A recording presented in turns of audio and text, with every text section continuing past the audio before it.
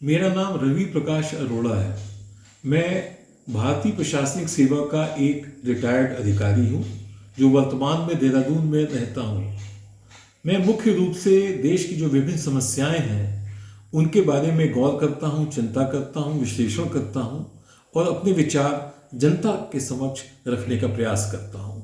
15 अगस्त 2021 को south Asia की geopolitics में एक बहुत बड़ा परिवर्तन हो गया। अफगानिस्तान की राजधानी काबुल तालिबान के कब्जे में आ गई। आखिर तालिबान है क्या? तालिबान की उत्पत्ति जियाउल हक का ब्रेन चाइल्ड था। 79 से लेकर 89 तक सोवियत यूनियन ने जब अफगानिस्तान में हस्तक्षेप किया था, इंटरवेंशन किया था, तो जियाउल हक ने उस समय अमेरिका के नेताओं को, यूएस के शासकों को ये समझाया कि रशिया, सोवियत यूनियन अफगानिस्तान को अपने कब्जे में लेना चाहता है। अफगानिस्तान को अपने कब्जे में लेने के पश्चात पख्तूनिस्तान को लेना चाहता है। पख्तूनिस्तान के बाद पाकिस्तान को ले सकता है। सोवियत यूनियन का मुख्य इंटरेस्ट अरेबियन सी के गर्म पानी तक पहुंच बनाना है, जो वर्तमान में अभी पाकिस्तान ने चाइना को ग्वादर के एयरपोर्ट में दे दी है, और इसको रोकना बहुत जरूरी है। अमेरिकन उसके इस झांसे में आ गए और उन्होंने पाकिस्तान को बहुत फंड किया, बहुत आर्थिक सहायता दी कि एक ऐसी फौज खड़ी की जाए जो कि सोवियत यूनियन की सत्ता को अफगानिस्तान में न जमने दे और उनको दूर कर दे। यही उत्पत्ति है तालिबान की। तालिबान का अर्थ होता है मदरसे का स्टूडेंट। इसके अलावा जब जियाउल हक ने वहां से धन प्राप्त किया तो बेशुमार आर्थिक सहायता अमेरिका से प्राप्त की और उसके सहारे तालिबान को मदरसे की पढ़ाई के साथ साथ मिलिटरीली भी उन्होंने एजुकेट करना, ट्रेन करना शुरू कर दिया, और यही तालिबान की उत्पत्ति थी। तालिबान कल को कहा जाता था कि साहब एक टेररिस्ट ऑर्गेनाइजेशन है, परंतु आज वो सत्ता में कब्जा कर चुका है। कंधार का जो हमारा हवाई जहाज था, इंडिया का हाईजैक करके जो हवाई जहाज ले गया था, वो कंधार ही ले जाया गया था। कंधार में तालिबान का बहुत बड़ा जमावड़ा है। हमारी बड़े 96 से 2001 तक इंसर्जेंसी जो है कश्मीर में बढ़ी थी। उस समय तालिबान का वहां बोलबाला था अफगानिस्तान में। 5 ही साल रहे, उसके बाद वो सत्ता से अलग हो गए, वो एक अलग कहानी है।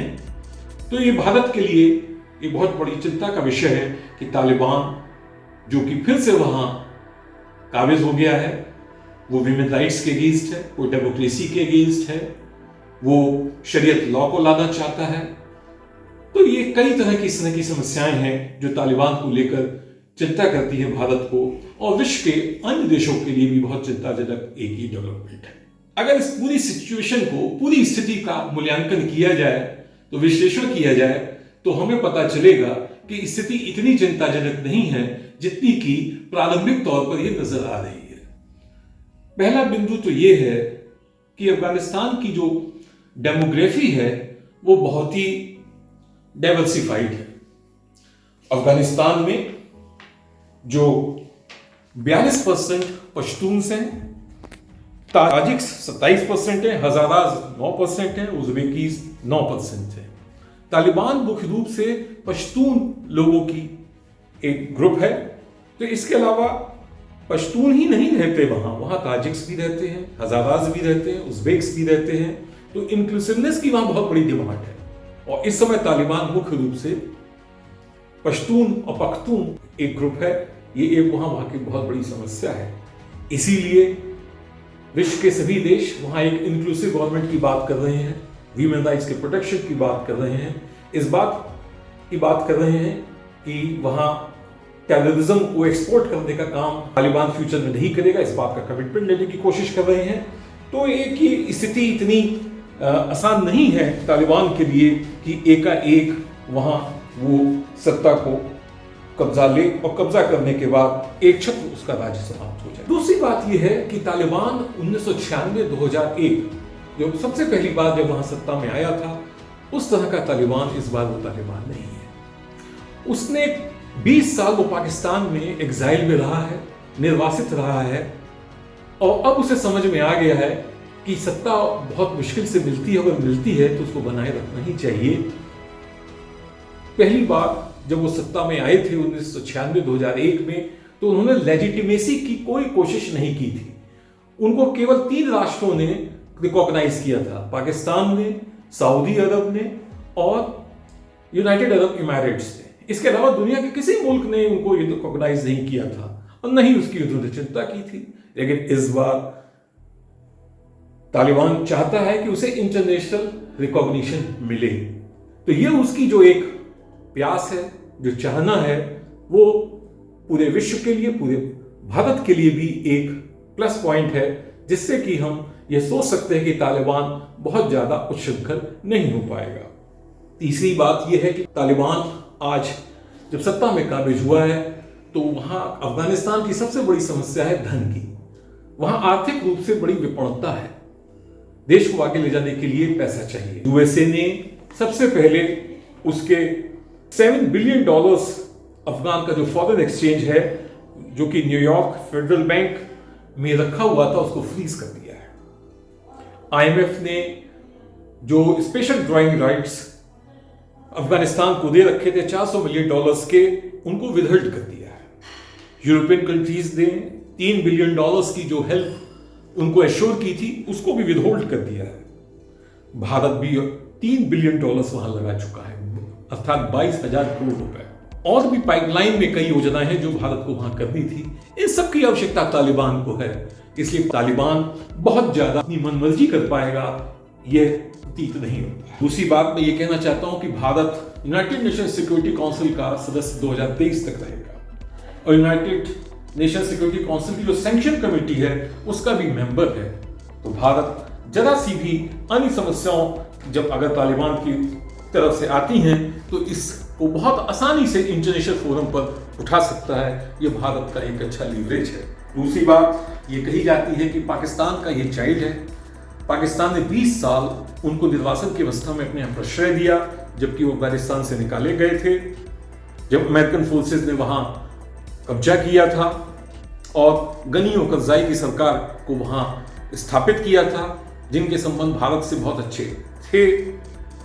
तो हर बार जो है वो पाकिस्तान की बात मानेगा, उनकी आईएसआई की बात मानेगा, परंतु कुछ समस्याएं हैं अफगानिस्तान और पाकिस्तान के बीच में जो कि आसानी से निपट नहीं सकती है।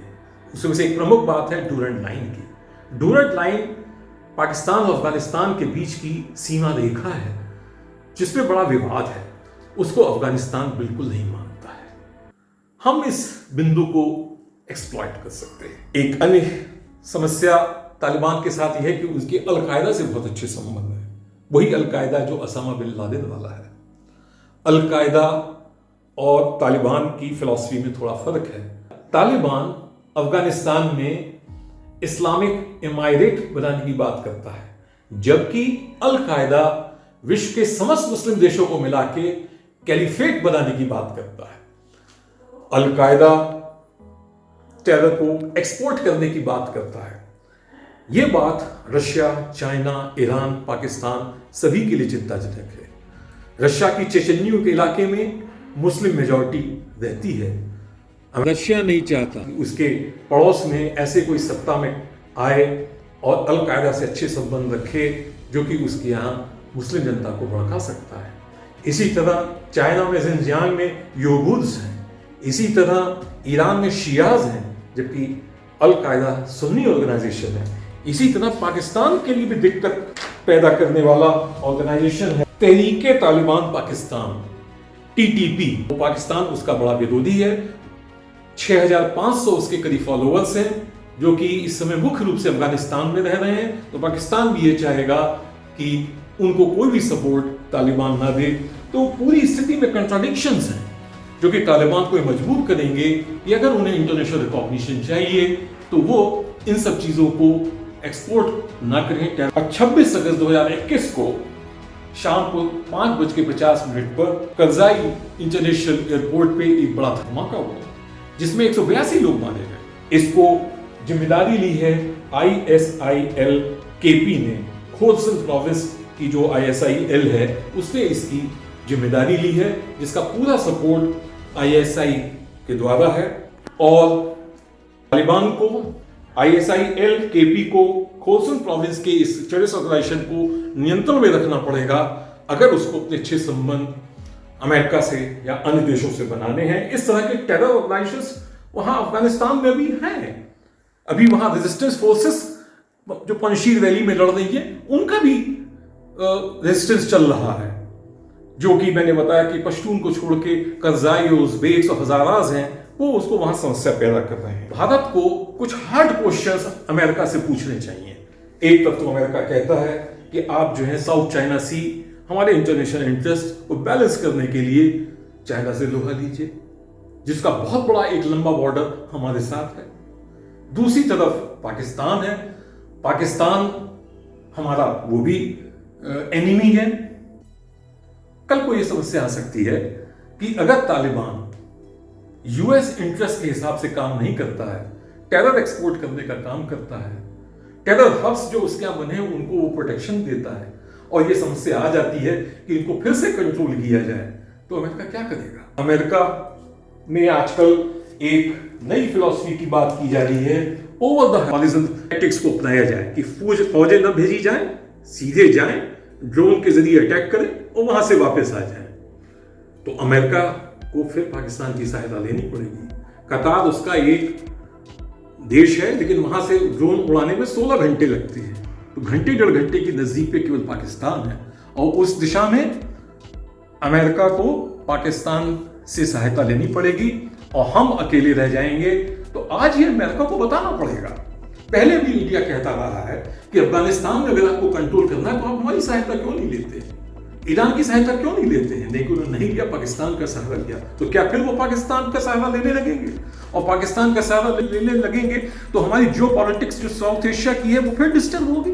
ये हार्ड क्वेश्चंस आज हमें अमेरिका से पूछने चाहिए। इसके अलावा आज का जो तालिबान है वो तालिबान नहीं है जो कि 96-2001 में तालिबान था। आज तालिबान की जो एवरेज एज है वो मात्र 18 वर्ष है। भारत की एवरेज एज 28.5 वर्ष है। पाकिस्तान की एवरेज एज 23.5 वर्ष है। उसका एक अलग रीजन है कि बहुत ज्यादा बेबी पैदा होते हैं और बहुत ज्यादा डेथ हो जाती है, तो एवरेज काफी उनका इंप्रूव कर गया है। तो 18 साल जब एवरेज एज है अफगानिस्तान में, तो ये वो यंगस्टर्स हैं जिन्होंने तालिबान का रूल देखा ही नहीं है। 20 साल अमेरिका वहां रहा है, उन सबके पास स्मार्टफोन्स है, उन सबको पता है स्मार्टफोन्स को देखे कि दुनिया में क्या हो रहा है। तो आज तालिबान को अपनी जो पुरानी फिलॉसफी है, जो उनका दर्शन है कि शरीयत लॉ लागू होगा, लेडीज को बुर्के में रहना पड़ेगा, उनको बराबरी का दर्जा नहीं दिया जाएगा, ये सारी चीजें अब वहां पर अफगानिस्तान में पॉसिबल संभव नहीं है। तो अब तालिबान को भी समय के साथ बदलना पड़ेगा। आसानी से वो अब कार्य नहीं कर सकते जो कि पहले वो किया करते थे। पाकिस्तान आज 96-2001 में जैसा पावरफुल था वो अब पाकिस्तान भी नहीं रहा। उसके ऊपर FATF की तलवार लटक रही है, जिसे फाइनेंशियल एक्शन टास्क फोर्स कहते हैं, जिसका स्थापना 1989 में हुई थी। ग्रुप ऑफ 7 नेशंस के द्वारा इसकी स्थापना की गई थी, जो कि दुनिया में मनी लॉन्ड्रिंग और टेररिज्म फाइनेंसिंग को रोकने के लिए पॉलिसीज बनाती है। इस ग्रुप ने पाकिस्तान को ग्रे लिस्ट में डाल दिया है, अभी ब्लैक लिस्ट में नहीं डाला है, लेकिन ग्रे लिस्ट में डालने से भी पाकिस्तान को बहुत नुकसान हो चुका है। 2008 और 2019 के बीच पाकिस्तान के जीडीपी को $38 बिलियन का नुकसान ऑलरेडी हो चुका है। आज हिंदुस्तान भी वो हिंदुस्तान नहीं है जो 96-2001 का हिंदुस्तान था। आज भारत की जीडीपी $2,709 बिलियन की है और पाकिस्तान की जीडीपी $263 बिलियन की है। लगभग 10 गुना बड़ी हमारी जीडीपी है। आज हमारे यूएसए से बहुत अच्छे संबंध है, यूरोप से बहुत अच्छे संबंध है, क्वाड के हम सदस्य हैं। भारत की जो ग्रोथ है, इकोनॉमिक ग्रोथ के जो बेस्ट ईयर्स थे, जो जिसमें बिल्कुल रिकॉर्ड बनाया गया 2006 से लेकर 2010 तक, प्रति वर्ष भारत की इकोनॉमी 8.5% की दर से बढ़ी थी।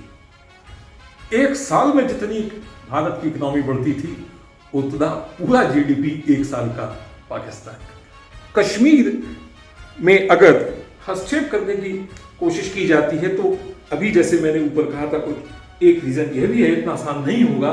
भारत की अब ने LOC को पाकिस्तान के साथ बार्ब्ड वायर से फेंस कर दिया है। आज हमारे पास नाइट विजन कैमरास हैं, defence satellite imagery to drones हैं। हम लोग डिफेंस से बहुत अच्छे प्रिपेयर्ड हैं।